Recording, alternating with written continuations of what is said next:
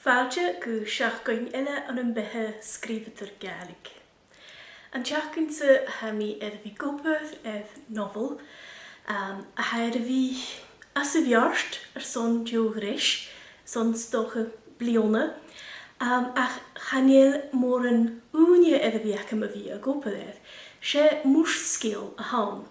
Agus mar sin ha óbhsach cútamach go bí na céimeann as an scéalach, as an ordúg chearst, agus hanile choferiste sa ha cúch a scéalach gan dír go bhí ga scríbhag gona bhí planna go rörst. Agus thuí gro fír jo flanna acam. Ach a dhéanann sin na de thuad mí choram opar chearst i dhéanú as an teachgainn a galaf. Chunig mí go má lua nach ro an planna acam a chearst cho me sa thuúr mí a bheit.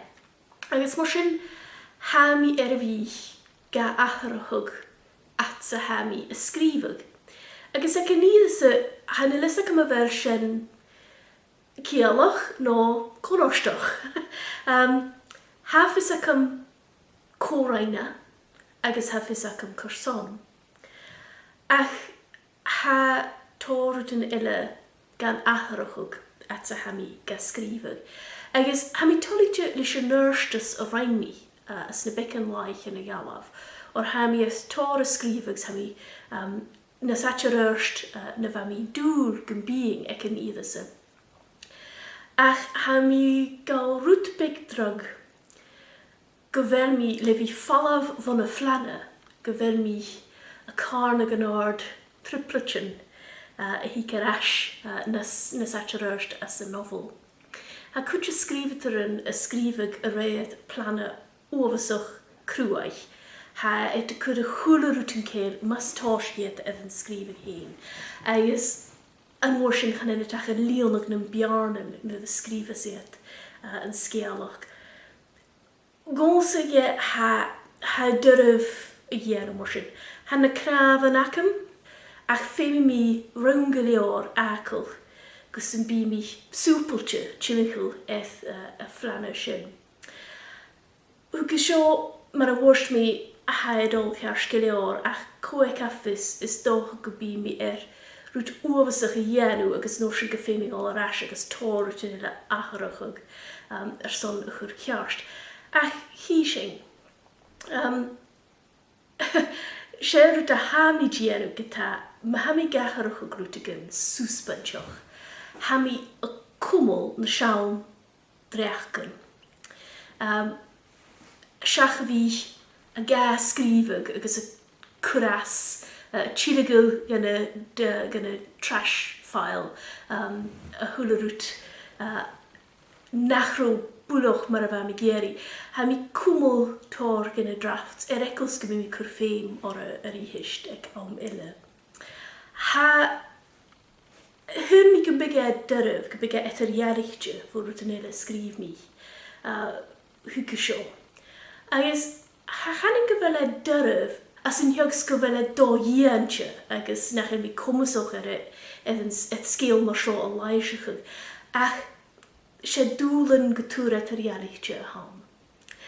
Ach, ha mi tolitje geleor leis na rain mi an teachgainsa agus yna teachgain bí chorm ile ac yn baroch gysgrifig cwdioch.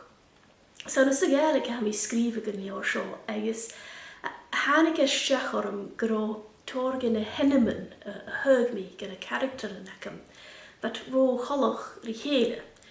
Mae'r esiampl fa dol iain agus fa dolina agus fan y character yn sio yn noch gyg fasger a chéle as yn sgealach. Agus hyr mi grosit rwyd big confusing.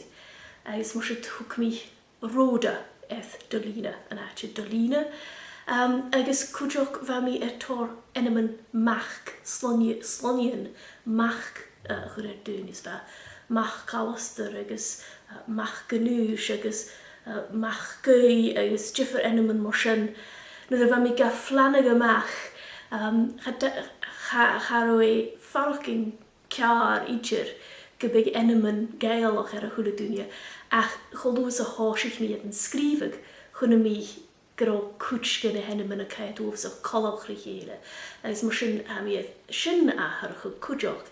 Agus bí seo man a helú scrífig stocha go bí coltas úsach gárach ná neánach ar ta mi dal ra ach bí curiolas in a character naked leis na henne man hacadora.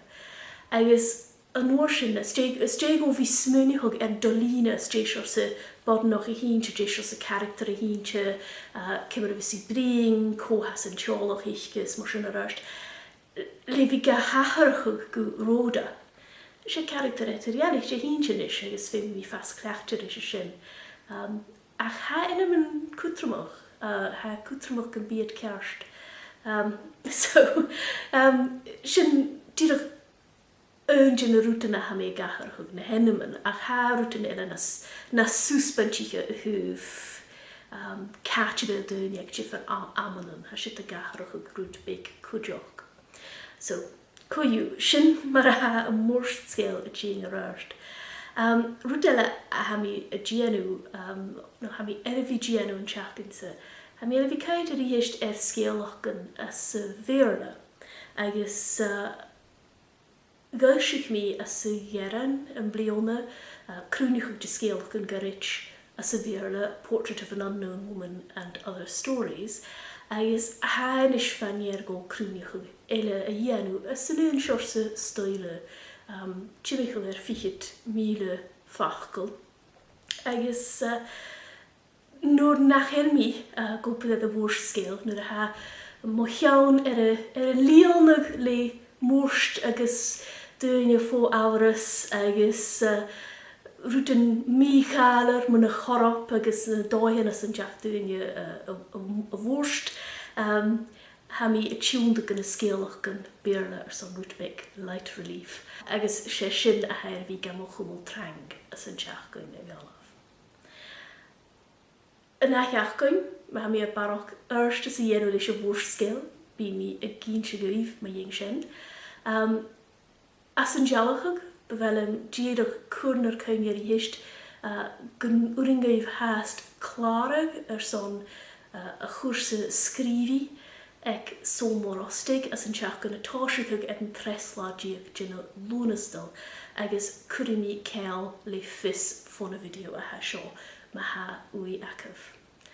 Agus gys a ffeich mir hysif, a mi dochus gyda ffyr i o chiach gyn acaf wle.